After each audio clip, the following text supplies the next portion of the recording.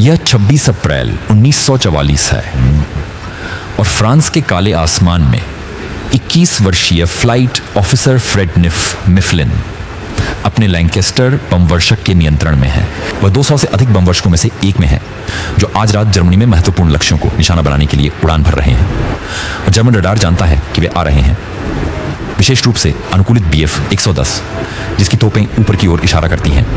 एक एसेंडेहीन लैंकेस्टर के नीचे से गुजरते हुए गोली चलाती है। मिफलिन के विमान की कॉकपिट के अंदर दल बाईं ओर एक चमक और आग में एक लैंकेस्टर के अनमिस्टेकेबल रूप को देखता है जो रात के आकाश को रोशन कर देता है। 7 लोगों की टीम भयभीत होकर देखती है जब उनके अपने में से एक नीचे गिर जाता है।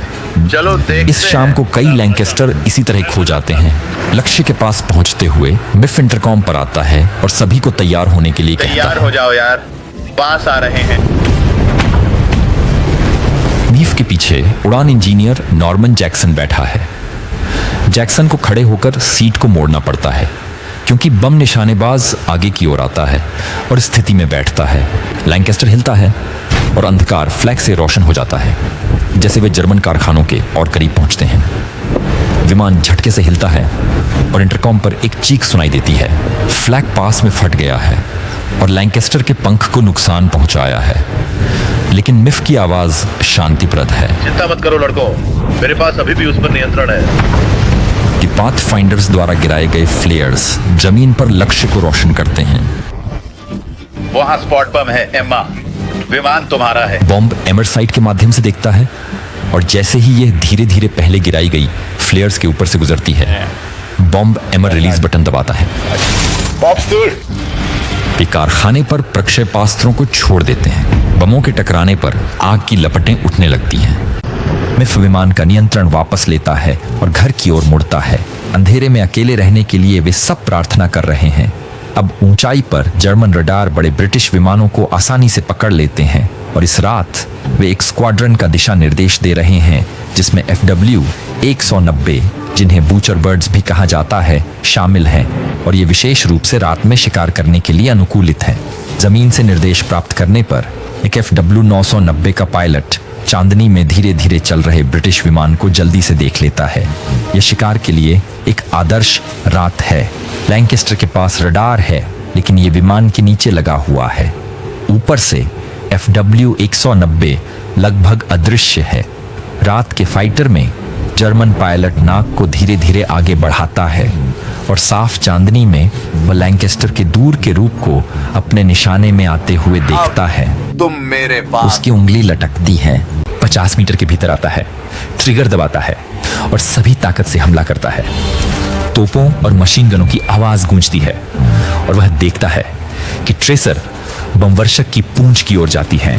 ना जर्मन 20 मिलीमीटर के गोले पूंछ के आर पार हो चुके हैं और पूंछ बंदूकधारी नॉर्मन जॉनसन अब बुरी तरह घायल हो गए हैं।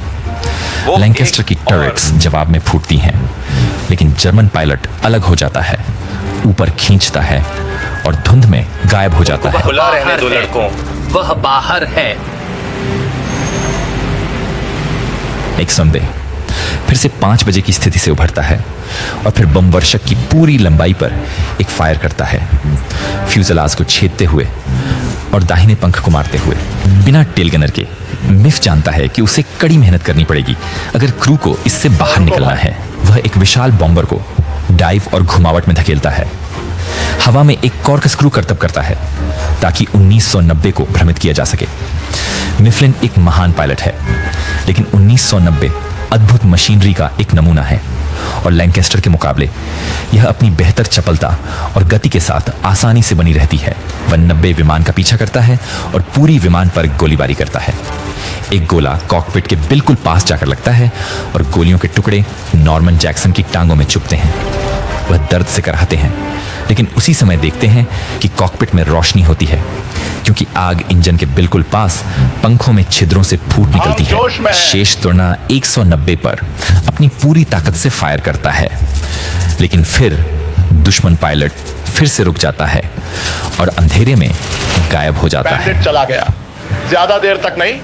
जॉनसन को देखो। जैक्सन देखता है कि आग पंखों पर तोप के कई वारों से फैल रही है। अगर यह ज्यादा देर तक जलती रहेगी तो यह तोड़ देगी या ईंधन टैंक को विस्फोट कर दे। लेकिन अपनी चोटों के बावजूद उसके पास एक पागल विचार है। अपनी पैर की चोट की परवाह किए बिना जैक्सन ने दल को बुलाया और उन्हें अपनी साहसी योजना बताई। मैं वहां बाहर जा सकता हूं। वह विमान से बाहर निकलने, पंख के बाहरी हिस्से पर रेंगने और आग बुझाने की योजना बना रहा है, लेकिन उन्हें केवल उसके पैराशूट को पकड़ना है। वह कहता है, लोग स्तब्ध हैं, लेकिन जैक्सन बेहद गंभीर है। तो एक मौत जैक्सन है। अपने स्थान पर विचार करता है। वह समझाते हुए शांति से तैयारी मैं करता है। आग बुझा सकता हूं। अगर मैं कर दूं तो आप मुझे वापस अंदर खींच सकते हैं, और अगर नहीं और मैं पंख के पार उड़ जाऊं तो जितना हो सके पैराशूट को बाहर निकालना है। तुम क्या सोचते हो यार? मिफ्लिन पूरी तरह से हैरान है, लेकिन जैक्सन पहले ही अपनी चोटों को नजरअंदाज करते हुए पैराशूट खोल रहा है। सोचने का समय न होने पर बम निशानेबाज और नेविगेटर पैराशूट की रस्सियों को पकड़ते हैं और जैक्सन हैच की तरफ बढ़ता है। तैयार तैयार। हैच हटाया जाता है और ठंडी हवा तुरंत अंदर घुसती है। धमाकेदार आवाज बम वर्षक को भर रही है। मिफ्लिन जितना साहस कर सकते हैं स्पीड कम करते हैं, लेकिन वे अभी भी 180 मील प्रति घंटे की गति से 18,000 फीट पर जा रहे हैं। बिना डरे जैक्सन खुद को ठंडी हवा के प्रवाह में बाहर निकाल लेते हैं। क्या आप अपनी टीम को जिताने में मदद करने के लिए अज्ञात में डूबने के लिए तैयार हैं? वर्ल्ड ऑफ वॉरशिप्स लेजेंड्स के साथ महाकाव्य नौसैनिक युद्धों में शामिल हो। यह एक विशाल मल्टीप्लेयर खेल है। यह आपके कंसोल पर ऐतिहासिक नौसैनिक युद्धों की रोमांचकता लाता है। 9v9 से लेकर अनोखे 14 3v3 मोड में गहन पीवीपी युद्धों में अपने प्रतिद्वंद्वियों को मात दें। 400 से अधिक जहाजों, 20 नक्शों और 80 लाख खिलाड़ियों के साथ हमेशा कुछ नया खोजने को होता है। और इस महीने के लिए ही वर्ल्ड ऑफ वॉरशिप्स लेजेंड्स के समापन के सम्मान में वर्ल्ड ऑफ वॉरशिप्स लेजेंड्स प्रमाणिक प्रथम विश्व युद्ध के युद्ध पोतों का विशेष चयन पेश करता है। वे सीमित समय के लिए विशेष मूल्य पर उपलब्ध हैं। विवरण में दिए गए लिंक के साथ उन्हें देखें, और यदि आप खेल में नए हैं तो चैनल का समर्थन करें और आज ही शामिल हों। नए खिलाड़ियों को एक बड़ा स्टार्टर पैक मिलेगा, जिसमें अमेरिकन और जर्मन टियर 3 प्रीमियम जहाज, 7 दिन का प्रीमियम खाता, 5 सामान्य क्रेट्स और दर्जनों कैमोफ्लाज शामिल हैं। आसमान में वापस नॉर्मन जैक्सन अपने शरीर से टकराती हुई हवा महसूस करते हैं और वह उछलता है। वह एक बचाव कुल्हाड़ी ले जा रहा है और लुढ़कते हुए कुल्हाड़ी की पीठ से विमान की सतह को छेदता है, ताकि वह स्वयं को चालक दल के डिब्बे से पूरी तरह बाहर निकालकर जीवन की रक्षा के लिए लटक सके। क्रू धीरे धीरे पैराशूट को बाहर निकाल रहे हैं, जबकि जैक्सन पंख के लिए नीचे की ओर खींचता है। आग रास्ते को प्रकाशमान कर रही है। जबरदस्त प्रयास से वह पंख के अग्र किनारे की ओर पहुंचता है। वह पंख के अग्र किनारे को पकड़ लेता है। हाथ और कुल्हाड़ी से आग की तरफ बढ़ते हुए एड्रेनलिन से भरा वह आग के करीब पहुंचता है। एक हाथ से वह अग्निशामक निकालता है, जबकि जिस स्टील से वह लटका हुआ है उसकी गर्मी उसके दस्ताने से होकर गुजरती है। वह अग्निशामक लेता है, नोजल को तोप की पट्टी के बीच में घुसाता है और हैंडल दबाता है। पंख के अंदर बुझाने वाले पाउडर से भरा होता है और आश्चर्यजनक रूप से आग की लपटें कम होने लगती हैं। कर रहा है, ये काम कर रहा है। गर्मी उसके हाथ जला रही है, लेकिन वह हिम्मत नहीं हारता और चमत्कारिक रूप से धीरे धीरे आग कम होती जाती है, जब तक कि वह पूरी तरह बुझ नहीं जाती। आग बुझ गई है। उसे यकीन नहीं हो रहा है। वह घर वापस जाएगा और अपने परिवार से मिलेगा। इस मिशन से कुछ घंटे पहले ही उसे बताया गया था कि उसकी पत्नी ने एक पुत्र को जन्म दिया है, लेकिन ऊपर किसी और ने देखा कि आग बुझ गई। यह फिर से नीचे आ जाती है।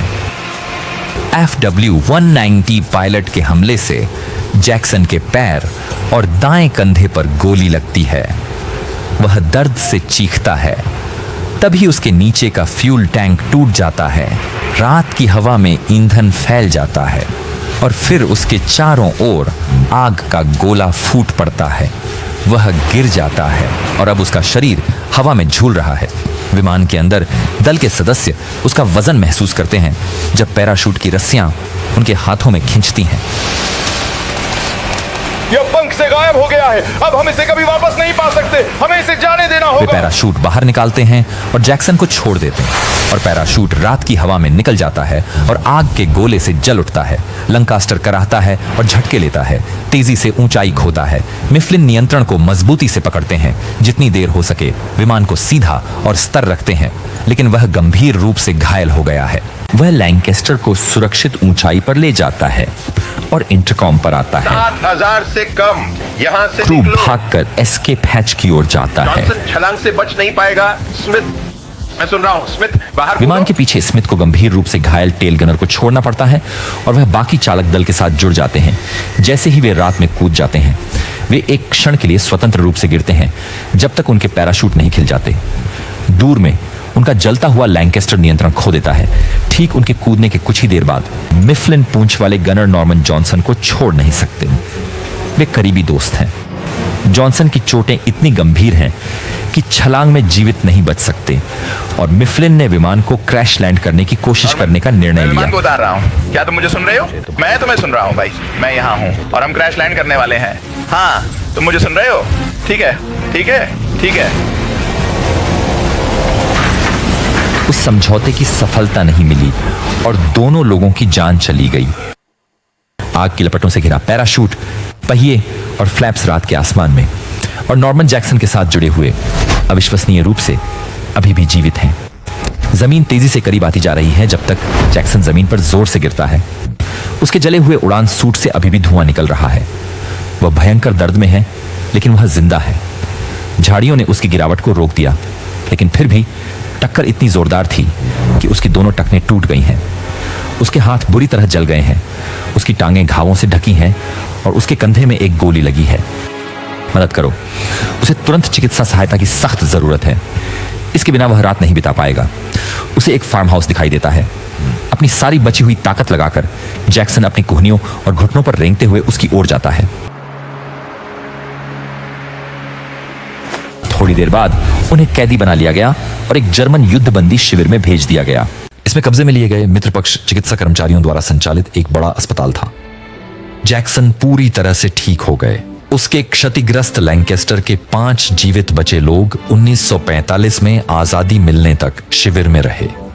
जैक्सन अंततः अपने घर गए और अपने बेटे से मिले, जो इस मिशन की रात पैदा हुआ था। उसी वर्ष बाद में उन्हें इस मिशन पर उनकी कार्रवाइयों के लिए विक्टोरिया क्रॉस से सम्मानित किया गया। ये खबर सुनकर उनकी पहली प्रतिक्रिया थी, ये किस लिए? नॉर्मन सिरिल जैक्सन का शांति से निधन 26 मार्च 1994 को हुआ।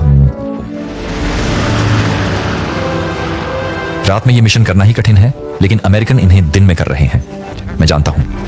क्या आपने वह कहानी सुनी है जहां केवल एक बी-7 टना घर वापस आया? हाँ, सुनी है। आप यहां पूरी कहानी देख सकते हैं।